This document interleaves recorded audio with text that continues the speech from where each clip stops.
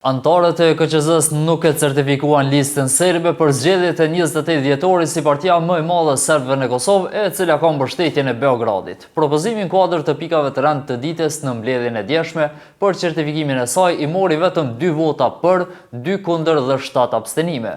Për mos certifikimin e listës serbe ka reaguar zyra e BE-s në Prishtinë, e ku ka shprehur keqardhje për vendimin. Po ashtu edhe ambasadori britanik në Kosovë Jonathan Hargreaves tha se ndihet i shqetësuar për përpjekjet e fundit nga aktorët politik për të mos lejuar listën serbe të marrë pjesë në proceset zgjedhore. I menjëhershëm ishte edhe reagimi nga ambasada amerikane, ku drejt për drejt akuzon vetëvendosjen për ndikim në këtë proces. Aty thuhet se përpjekjet e VV-s për të bllokuar certifikimin e listës serbe për të marrë pjesë në zgjedhjet e Kosovës janë përqarse dhe se veprime të tilla dëmtojnë stabilitetin e Kosovës dhe interesat e SBA-s. Reagimet shumëta pati edhe nga ambasadat të tjera të vendeve të Bashkimit Evropian.